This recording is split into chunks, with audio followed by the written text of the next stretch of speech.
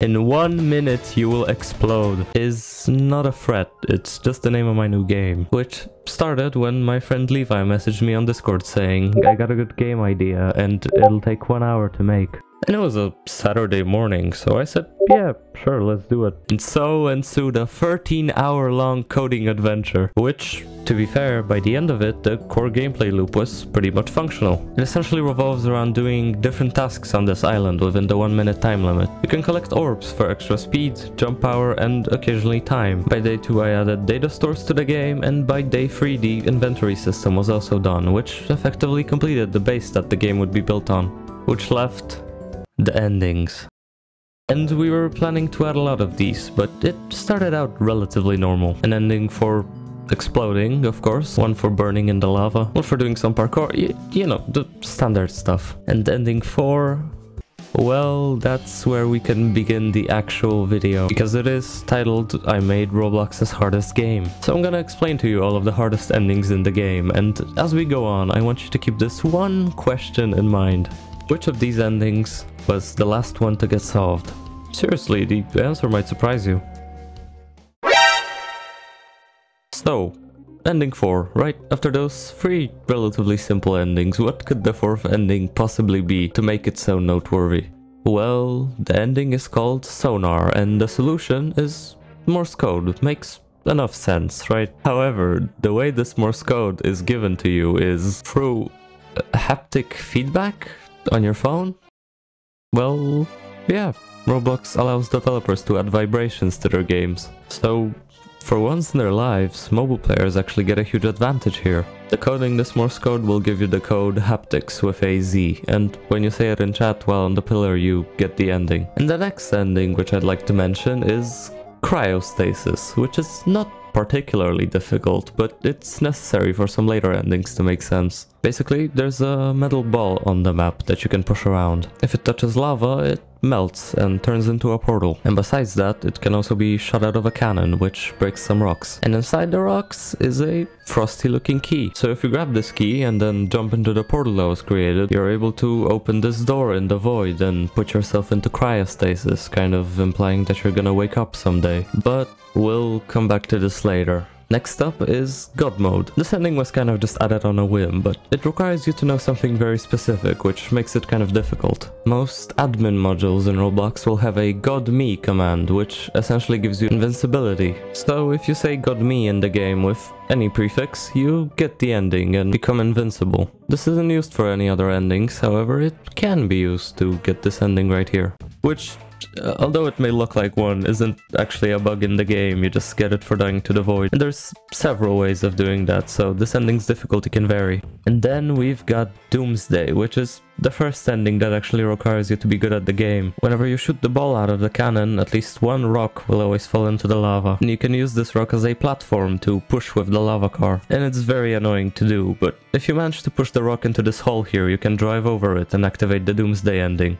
And afterwards is an even more skill-based ending with Supersonic. Basically, there's an ending before that I didn't mention called Overshoot, and you can get this ending in 2 different ways. Either you shoot yourself out of the cannon while having higher jump power, or you can use a mechanic that I haven't gone over yet, which is the shrinking machine. To access it, you have to find this button over here, which will open a cave. And this naturally makes you overshoot the island due to decreased gravity from being tiny. So if you combine these 2 methods, by being small and having jump power, you get the supersonic ending. And this is actually pretty difficult to do, because you have to do the parkour intended for normal size while being tiny. And then we've got Supercalifragilisticexpialidocious, which is the first of the UI endings. On the start screen you can find a slightly dimmer letter S, which is clickable. And when you press that S, now there's a U, which is slightly dimmer. And if you continue to do this for every letter in the word, a button will eventually appear and just give you the ending. And then, well, then we've got the first ending, which has a difficulty of 7 stars. That being Palm Springs. In the description of it there's this quote, which is somewhat of a confirmer that the name is in fact a reference to the movie Palm Springs. In the movie they essentially escape a time loop by blowing up the portal which resets them. And in the game you basically do the same thing. If you enter the portal and blow up at the same time, you get sent to the place with the badge. But I didn't really expect anyone to infer the solution from the movie plot, and rather that it would just get found by pure accident. Which Yeah, you'll see later. Anyways, we're skipping over a few endings now and going straight to Colossal, which has an icon with an angry looking dude inside a wall. And this is pretty obviously a reference to Attack on Titan, which could suggest that you have to somehow supersize yourself instead of shrinking. Now the way you do this could once again be solved by knowledge of some kind of deep cut reference, but I more so expected it to be solved by brute force rather than by logic. The Colossal Titan can turn its body into fire, so the way you enlarge yourself is by going into the shrinking machine while your whole body is burning. And then you just punch this wall and you got the ending. And then we've got the coward ending, which isn't that difficult by itself, but you'll see why it's important in a bit. You get this ending by turning back once you activate an obby with lava rising right here. There's a little pocket where the rising lava doesn't touch you and you think you're safe, but then you just explode anyways. Oh, and if you do the obby the normal way, you can see a diamond over here. That'll be important later. Anyways, now an ending which is kind of disconnected from the rest of the things in the game. It's called Tourist, and it's inspired by those Minecraft achievements you get for visiting every biome. Except in this case you have to touch every material in the game, which involves visiting the shrinking machine for marble and this little hole over here with concrete trusses. Oh, and this hole actually has a timer which gives you a lot of time, which was originally added for Doomsday but later got multiple other uses. Anyways, the rest of the materials are basically freebies and you activate the Tourist ending once you touch the black ice over here. And then we've got a very dumb ending in Sublimation. Basically, and there's nothing hinting towards this. If you hold down the good luck button on the little splash screen that shows up before the game starts, you can activate Ultra Healing. The logic here is that most people will just completely skip the splash screen after the first time around and not suspect it to have anything to do with an ending. And you'll see if that logic holds up a bit later, but for now, the rest of the ending is fairly logical. It's called Sublimation, which is basically the act of turning a solid into a gas. Now, if you're quick enough, you can actually enter the cryostasis pod with a burning body part and see that it turns into gas. But without ultra healing, you can't survive very long while your body is fully on fire. But now that we've enabled it, we can easily get to the cryostasis pod while entirely covered in fire and get the ending. Now, going back to that diamond and the coward ending, if you look closely you can actually see there's a loose screw on the trap door. And if you spam click this screw, you're able to dislodge the door and leave the area completely now with a screw item. And if you click on the diamond with the screw equipped, you can shatter it and collect the pieces, which gives you the MacGyver ending. And I honestly think this ending is pretty solid from a purely logical standpoint. And another difficult ending which could be solved by logic is Forever. Whenever you enter the void through the portal, you drop down onto a crate, so it could logically be inferred that if you went through the portal with more velocity, you'd be able to break the crate from the impact. But that's not exactly an easy task, cause this is one of the most technically demanding endings in the game. You basically just have to roll the ball and pray that it lands in the correct spot in the lava. And if it did, you're just barely able to grab this time orb here and make it into the portal with additional jump power. And inside the crate is a time orb which awards you a really large amount of extra time, effectively trapping you in the void forever. And then we have probably my favorite ending in the game, in Reincarnated. You know how I said cryostasis kind of implies that you wake up someday? Well, if you wait for 2 minutes on its ending screen, it'll actually fade out and reveal a future version of the room you were in. You open the door and...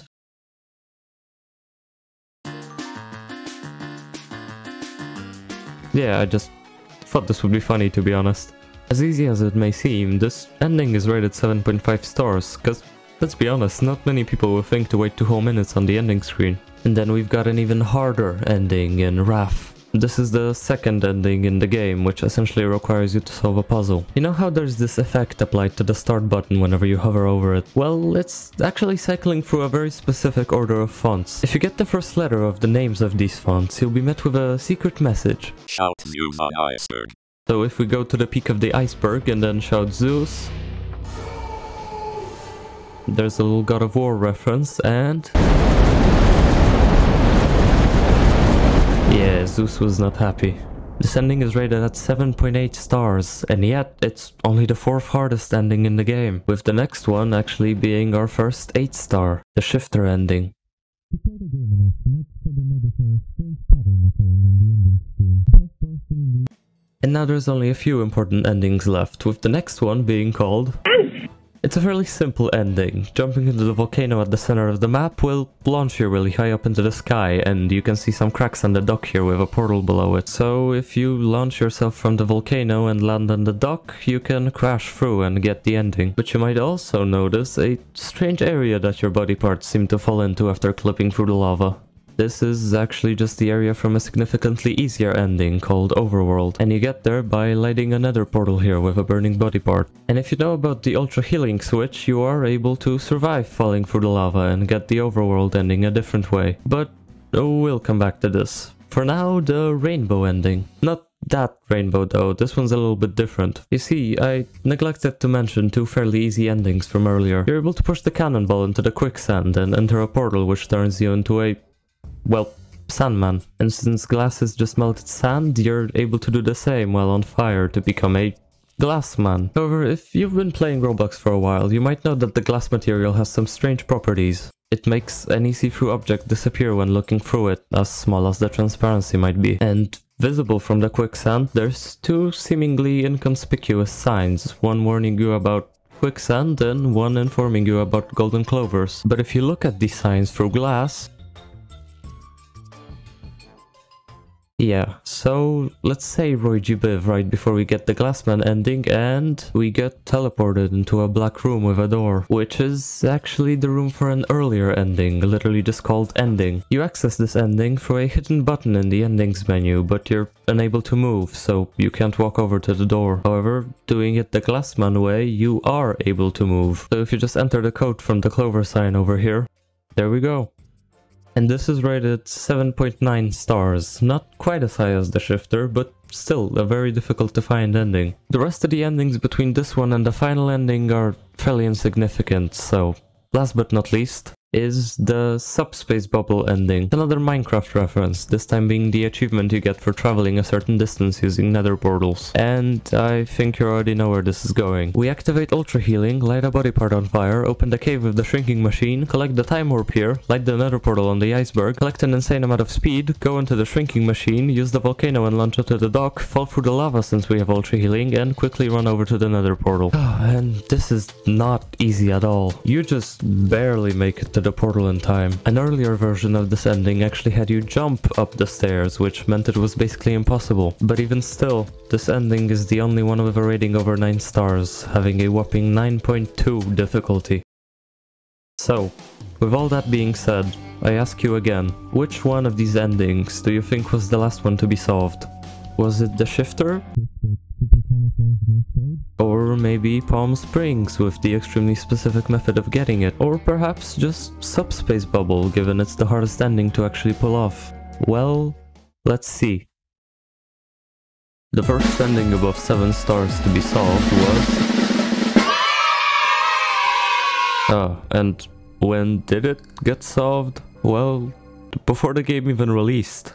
Actually, Chris, one of the testers, ended up getting it by pure accident. Which I knew would happen eventually, but like, not doing testing. And besides that, he also managed to find Ultra Healing mode and got Sublimation, as well as Tourist, Supersonic, and even Forever. Although, Forever doesn't really count, because he got it through a bug involving the supersize mechanic. And then, when the game actually released, the first 7-star to be found was... Yeah, it's safe to say we bumped the difficulty down after that. And some other endings that got found very early on were God Mode and the long name one. And then, kind of annoyingly, Reincarnated was also found by pure accident. The person who got it just kind of tapped out after getting cryostasis. And things seemed to quiet down for a little while, until Wrath was also solved. Which wasn't too shocking, to be honest, since you see the puzzle for it every time you play the game. And then Subspace Bubble got solved, even before Sublimation did. Although, I guess this ending's difficulty came mainly from how hard it is to actually do, and figuring out the solution is maybe not that difficult. Then Colossal got solved, and then, funnily enough, Coward? It took really long for some reason. And Supersonic was solved by one person playing solo, and it took a while for the next victor to get it. And Sonar was also solved once someone finally realized there's vibrations if you go on that pillar on mobile. And mind you, this all happened in the first day. Day 2 wouldn't really see that much progress happen, other than this clip of someone not realizing they solved Forever, which is kind of funny. Surprisingly enough, Doomsday didn't actually get solved on day 1, even though I thought it was a relatively easy ending, but someone got it on day 2, and a day later it would see multiple other victors as well. Here's the endings that were unsolved going into day 3. But Rainbow got solved really early into the day. Once again by a solo player though, so even though it's technically solved, only one person knows the solution, so I don't know if we can really cross it off yet. Other than that, day 3 was pretty uneventful, with there now technically only being 2 endings left to solve. And around 2 AM on day 4, MacGyver was finally solved. Although, I'm surprised it took that long. After which, nothing has really happened. Rainbow still sits at only 1 owner, and Shifter is completely unsolved. Okay, as I was finishing up this video, Rainbow actually just got solved by a team. But, as you can tell by it being cut out earlier, Shifter remains unsolved. I apologize for the messy video progression. Cutting back now.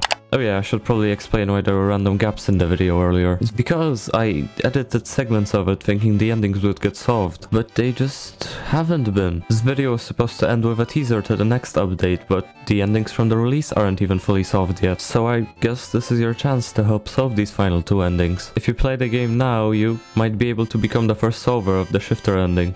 I don't really know how to end this video. I guess just good luck. And Merry Christmas.